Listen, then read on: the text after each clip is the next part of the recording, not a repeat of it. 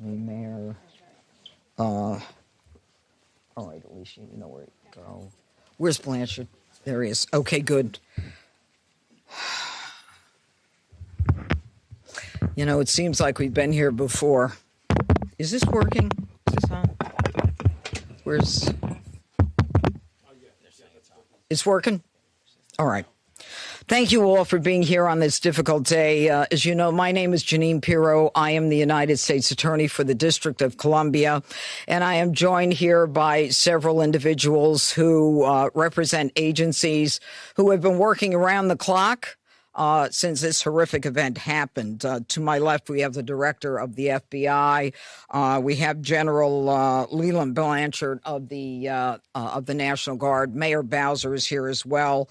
We have Frank Saldana of the DEA, Chris Hecht of DHS, Executive Assistant Chief Jeffrey Carroll of the MPD, Darren Cox of the Washington FBI Field Office, and a Special Agent in Charge, Samuel Ward of the ATF in Washington.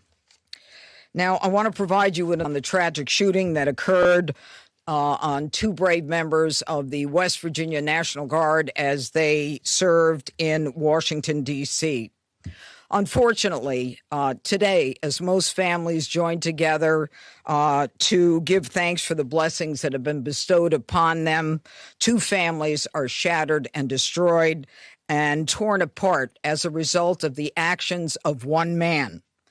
First and foremost, our hearts go out to the victims and their families. These are dedicated service members who were performing their duties in service to our nation, and they are currently in critical condition. They have undergone surgery. We pray for their well-being as they continue to be cared for in the best possible way.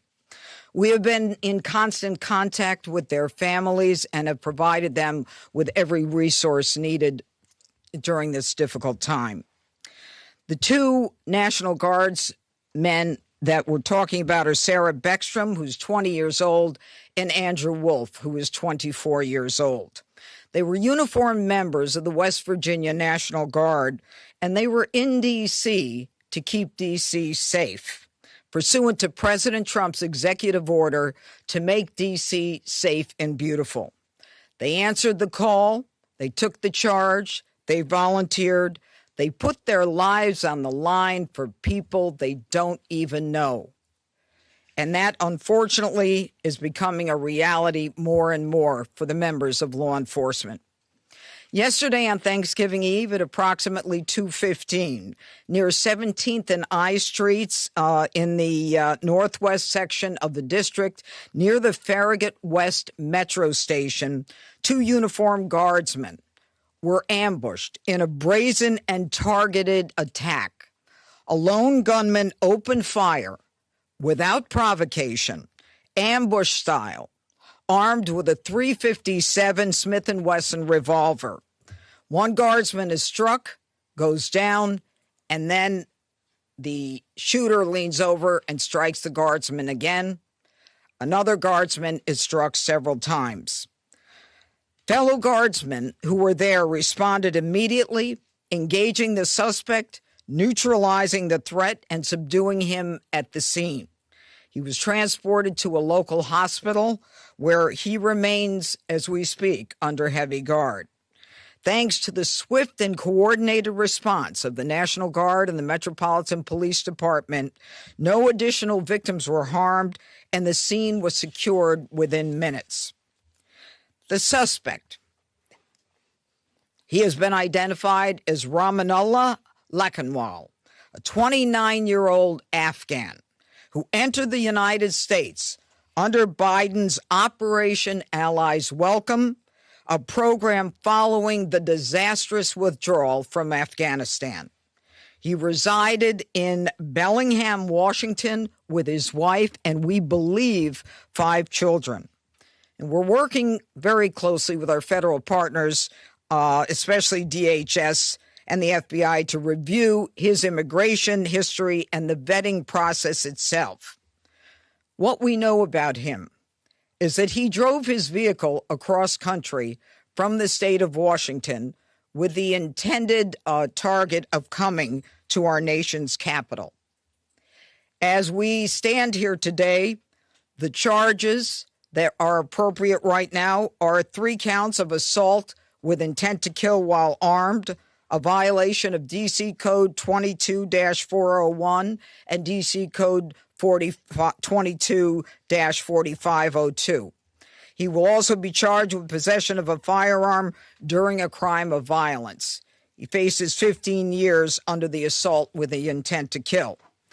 We intend to continue monitoring what the charges will be, depending upon the well-being of the guardsmen. We are praying that they survive and that the highest charge will not have to be murder in the first degree.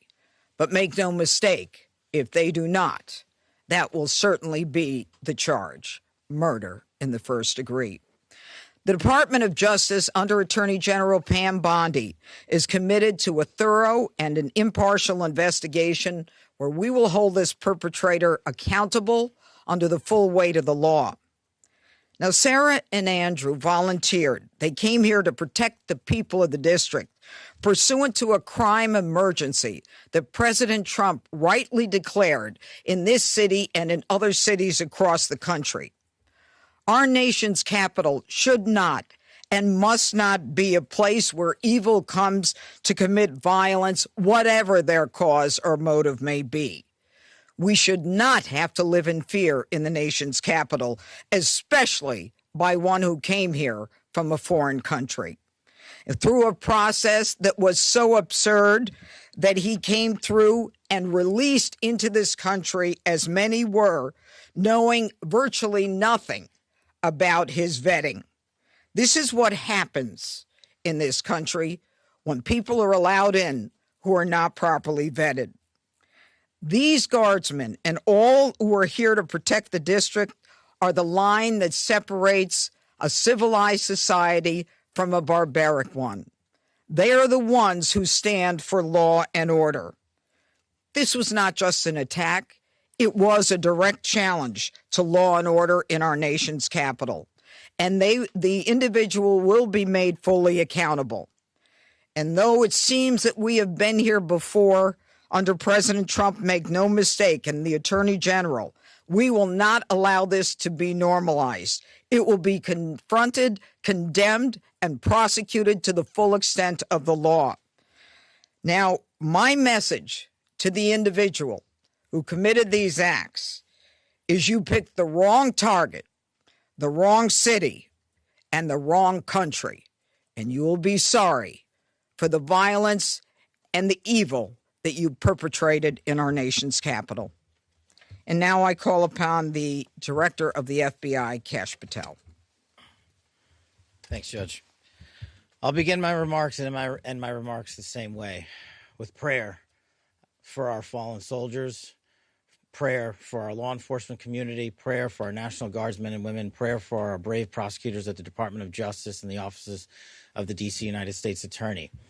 We must come together as a nation, especially on this Thanksgiving Day, and remember the sacrifices that so many are making around the world and around this country to secure our freedoms under President Trump's brilliant leadership and administration. I'll provide an update on the case as follows. It is an ongoing investigation of terrorism. Make no mistake about it. The FBI is leading out on these federal assault on a federal law enforcement officer investigation on many fronts.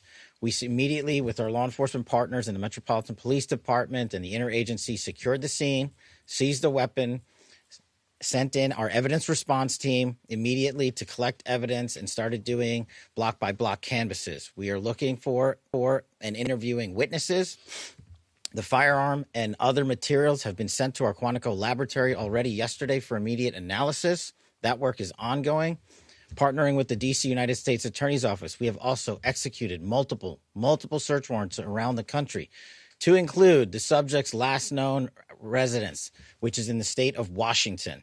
The search warrant was executed on that house last night or early this morning, and it is an ongoing process. All the individuals found in the house have been interviewed, and some interviews remain ongoing. We will not stop until we interview anyone and everyone associated with the subject, the house, and every piece of his life. There's also subject interviews, relations conducted in San Diego, pursuant to our ongoing investigation.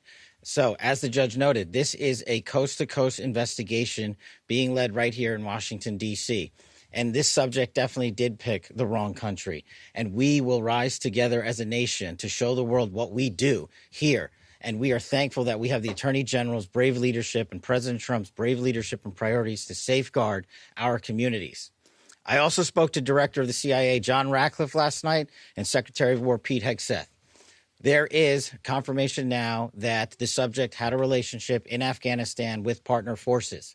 We are fully investigating that aspect of his background as well, to include any known associates that are either overseas or here in the United States of America. That is what a broad-based international terrorism investigation looks like.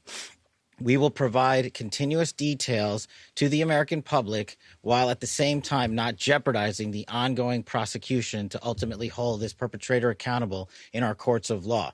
We will provide as much transparency as possible, but as you can see, the breadth and scope of this investigation will continue. We will continue to hit the streets and hit every town and every house and talk to every witness. The men and women of the FBI and the Metropolitan Police Department and the interagency, to include the Department of Homeland Security, DEA, and ATF, are working tirelessly on this Thanksgiving Day. And I know just by talking to the leaders behind me that instead of going on and being with their families, everyone rogered up and showed up to work today. And none of them want to go home.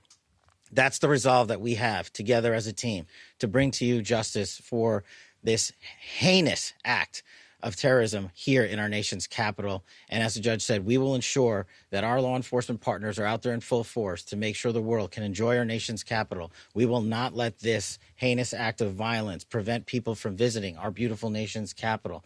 And we will also continue to highlight any evidence that we can publicly. And as the judge said, this individual is in this country for one reason and one reason alone, because of the disastrous withdrawal from the Biden administration and the failure to vet anyway, in any way, shape, or form, this individual and countless others, and this administration has taken the rightful step to stop any further allowance of people with this similar background into the country, and we're thankful for that. And as I said, this investigation remains ongoing, and I think I'll turn it over to General Blanchard of the National Guard now. Thank you.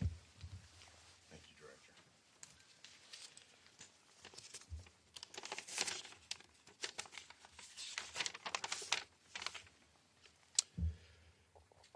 All across America this morning, families are waking up. They'll spend the day with their children, their brothers, sisters, husbands, wives, friends from across the community. There will be the smell of turkey, all the fixings. They'll watch parades, football games. They'll pray together. They'll talk about what they're grateful for. This morning, there are two families that will not have that opportunity.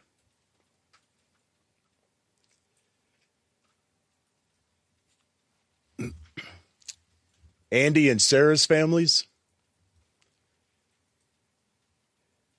they're spending the day reflecting on the past. And in the days coming, they'll reflect on and think about what could have been, what might be. Because regardless of the outcome, we know that their lives, their families' lives are all changed forever. Because one person decided to do this horrific and evil thing.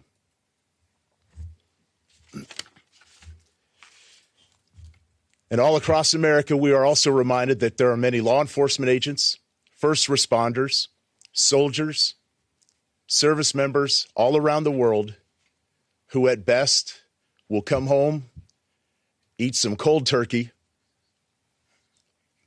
open up Tupperware, eat what's left over, because they spent the day defending the American ideals, getting out there and getting after it on every American citizen's behalf. I will say that the District of Columbia National Guard, this task force, is more committed this morning to the president's directive to make D.C. safe and beautiful. Our resolve will be tested. It is being tested, but make no mistake, Each and every one of these soldiers and airmen will meet and exceed the expectation that we have for them. They are, in fact, America's best. I'm proud of each and every one of them. I pray for each and every one of them today, and in particular, for these two young service members who are willing to go above and beyond and pay whatever price our nation asks of them. I ask every American today to keep them in their thoughts and prayers as you go about your day. Thank you. Thank you, General. Mayor, where's Mayor Bowser? Yeah. Thank you, Judge. I'm Muriel Bowser. I'm the mayor of Washington, D.C., and I want to associate myself with the remarks of our Adjutant General from the D.C. National Guard. I want to be very clear what the judge and everyone has reported here. Somebody drove across the country, came to Washington, D.C. to attack America. And that person will be prosecuted to the fullest extent of the law. These young people should be at home in West Virginia with their families. ATF, anybody? DHS? Anyone? Okay. I also want to say that both Sarah and Andrew, I believe, were sworn in less than 24 hours before they were shot on the street in Washington. Any questions? Could you drill down on a possible motive? Have you gotten any information, any intelligence on a possible motive? You know, as the directors indicated, this is a fluid investigation. People are working around the clock. It's too soon to say what the motive is, but there are definitely areas that we're looking into, but not ready to say. Can you characterize a little bit about how the assailant was taken down after he opened fire? Yeah, he got shot By another guard? by another guardsman, yeah. You mentioned earlier that he had the shooter had initially shot one of the guardsmen, then leaned over as they were on the Shot ground, him again. Shot again. Yep. How many shots are we? Well, the specific number. Look, he had a .357 Smith & Wesson revolver. Okay, so I believe that's a six-shooter. Yeah. So you know, that kind of tells us how many shots he had. Yes. Judge, you had mentioned we've been here before because we have. It was May when we were last here. Yeah. I want to ask if you could please comment to, obviously, we understand that you're saying this is under the Biden administration, and the words are that it was a failed withdrawal, and what happened there. There are people who are also upset with the president believing that the National Guard members should not even have been there if it were not for the executive order. I don't even want to talk about whether they should have been there. We ought to kiss the ground and thank God that the president said it's time to bring in more law enforcement to make sure that a city that had the fourth highest homicide rate in the country was that violence was quelled. I'm not even going to go there. A question for Patel.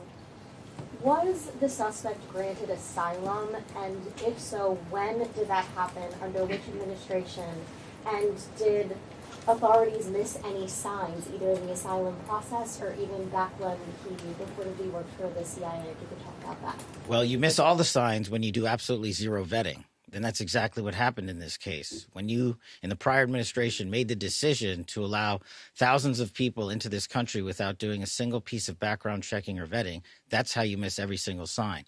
And Secretary Kristi Noem has put out details specifically related to your other questions, so I'll let that speak for themselves. If or when he was granted asylum, if you could just clarify that timeline. And Yes, I believe Kristi Noem put that out, and that's a DHS matter, and I'll refer it to them. Could you elaborate on the investigative steps that were taken in Sure. San Diego? You mentioned Bellingham, Washington, Sure. where we live, but could you explain the San Diego connection? So what happened was, thanks to the quick investigation by the interagency and the FBI, we were able to track down his last known residence, working with the United States Attorney's offices here and at the Department of Justice and prosecutors across the country. We were able to serve search warrants literally overnight and through the night. All night. And we were able to hit the house in Washington State. During that process, we seized numerous electronic devices to include cell phones, laptops, iPads, and other material that is being analyzed as we speak. Pursuant to that investigation and any known associates of the subject and of that house is how we ended up in San Diego, where interviews were conducted and are going to be continued to be conducted. And we will go anywhere in the country or the world where the evidence leads us. Are there accomplices, relationships in San Diego you can talk about? All of that is an ongoing investigation. Can anyone give an update as far as Sarah and Andrew who were injured? You say critical condition. Can you give anything beyond that? Are they expected to make it? Is it touch and go? Can you tell us a little more about how they're doing? And the full spelling of their names, please. It is Sarah Beckstrom, Beckstrom, and Andrew Wolfe with an E, Wolfe. Okay, and Sarah Beckstrom. How do you spell Sarah? Oh, S with an H. Okay. Now, with respect to their medical condition, as I said, they are receiving the finest medical care. Their families are with them now. They are critical. I think you understand the meaning of that. It's not clear, how this is going to end up. But let me be perfectly clear about how it will end up in this office. If one of them is to pass, and God forbid that happens, this is a murder one, period, end of the story. We are praying on a day like today when families come together in America and they hold hands around the Thanksgiving table. I beg you, I beseech you to pray for these two young people that they survive. Okay, I think that's it. Yeah. Gabbard said that Thank he you, was everybody. a radical Islamist Afghan terrorist. Yeah, we're not going there. Do you have We're not going specific there. information on how he might have gotten radical? No. Thank you. Decision not to charge him as a